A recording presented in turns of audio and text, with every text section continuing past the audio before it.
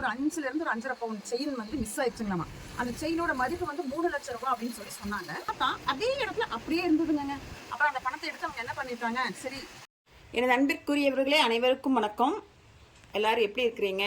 நீங்கள் எல்லாரும் நீண்ட ஆயுள், ஆரோக்கியம், ஐஸ்வர்யமாக இருக்கணும்னு நான் முருக கடவுள்கிட்ட வேண்டிக்கிறேங்க. இன்றைக்கி செவ்வாய்க்கிழமை. இன்றைக்கி வந்து வெற்றிலை தீபம் தான் நான் போட்டிருக்கிறேன். போட்டு வழிபாடெல்லாம் பண்ணியாச்சுங்க. 6 to 7 எல்லாத்துக்குமே தெரிஞ்சிருக்கும். இன்றைக்கி வந்து நான் எனக்கு மன நெகிழ்ச்சியை கொடுத்த 2 விஷயங்களை வந்து நான் வந்து உங்களோட ஷேர் பண்ணிக்கணும் அப்படின்னு சொல்லி விரும்புகிறேங்க. அது என்ன விஷயம்னு பார்க்கலாங்களா? வாங்க.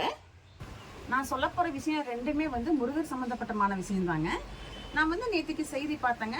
செய்தி பார்த்தவங்களுக்கு தெரிஞ்சிருக்கும் இந்த விஷயம். அங்கே திருச்செந்தூர் முருகர் கோயிலுக்கு போயிருக்கிறாங்க. ஞாயிற்றுக்கிழமை எல்லாம் லீவ் இல்லைங்களா, குழந்தைகளோட ஃபேமிலியாக போயிருக்கிறாங்க. அப்போ அந்த கடலில் குளிக்கிறதுக்கு போயிருக்கும் போது அந்த கடலில் வந்து ஒரு அம்மாவோட செயின் வந்து ஒரு 5ல இருந்து ஒரு 5.5 பவுன் செயின் வந்து மிஸ் ஆயிடுச்சுங்களாமா. அந்த செயினோட மதிப்பு வந்து 3 லட்சம் ரூபா அப்படின்னு சொல்லி சொன்னாங்க. அந்த மிஸ் ஆனோடனே அந்த செயின் மிஸ் ஆயிடுச்சு அப்படின்னோடனே அந்த அம்மா போய் என்ன பண்ணியிருக்காங்க, கோயிலில் வந்து சொல்லியிருக்காங்க, இந்த மாதிரி என்னோட செயின் 5 பவுன் செயின் மிஸ் ஆயிடுச்சுங்க, ஏதாவது தேடி எடுத்து கொடுக்க முடியுமா அப்படின்னு சொல்லி ஏதோ கேட்டிருக்கிறாங்க.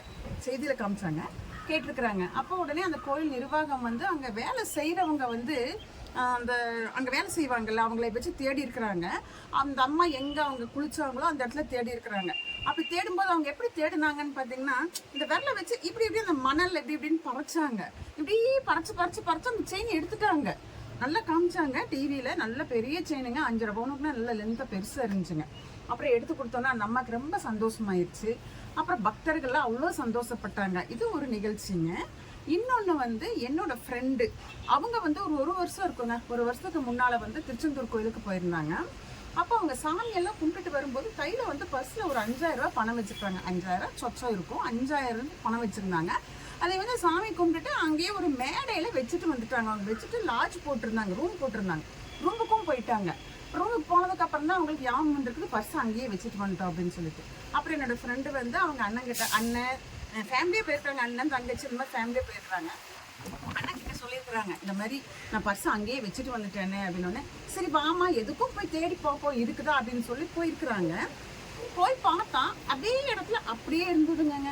அப்புறம் அந்த பணத்தை எடுத்து அவங்க என்ன பண்ணிட்டாங்க, சரி இது வந்து அங்கே ஒரு பரிகாரத்துக்காக ஒருத்தருக்கு கொடுக்கறதுக்காக வந்திருக்கிறாங்க. அவர் வந்து வரல அன்னைக்கு, நான் என்னால் வர முடியலன்னு ஃபோன் பண்ணி சொல்லிட்டாராமா. அப்புறம் என்ன பண்ணிட்டாங்க, அந்த பணத்தை அப்படியே உண்டியில் போட்டு வந்துட்டாங்க. சரி அது முருகருக்கே போட்டுடலாம் அப்படின்னு சொல்லிட்டு. யோசிச்சு பாருங்க, கடலில் தொலைஞ்ச செயினு கிடச்சிருக்குது. அதே மாதிரி காசு லட்சக்கணக்கில், ஆயிரக்கணக்கில் அந்த ஜன நடமாட்டம் இருக்கிற இடத்துல அந்த பணமும் கிடச்சிருக்குது. அப்போ அந்த திருச்செந்தூர் முருகருடைய அருள் வந்து எவ்வளோ ஒரு பெரிய விஷயமா இருக்கும். யோசிச்சு பாருங்க. உண்மைன்னு சொல்லும்போது எனக்கு ஒரு மாதிரியா இருக்குதுங்க உடம்பேமோ. அவ்வளோ ஒரு பவர்ஃபுல்லான கடவுள் அவர். திருச்செந்தூர் போகலைன்னா ஒரு தடவையாவது போயிட்டு வாங்க. அவருடைய அருளை நீங்கள் எல்லாரும் பெறணும்னு சொல்லி நான் வேண்டிக்கிறேங்க. இந்த வீடியோ வந்து உங்களுக்கு பயனுள்ளதாக இருக்கும்னு நினைக்கிறேன். பிடிச்சிருந்ததுன்னா எனக்கு ஒரு லைக் பண்ணுங்கள், கமெண்ட் பண்ணுங்கள்.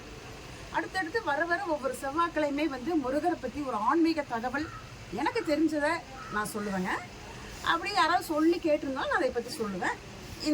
இந்த ஆன்மீக தகவலை நீங்கள் தெரிஞ்சுக்கணும்னு விருப்பப்பட்டீங்கன்னா இந்த விஸ்காம் சேனலை சப்ஸ்கிரைப் பண்ணிவிட்டு பாருங்கள். நான் வந்து உங்களை அடுத்த வீடியோவில் பார்க்குறேன். நன்றி, வணக்கம்.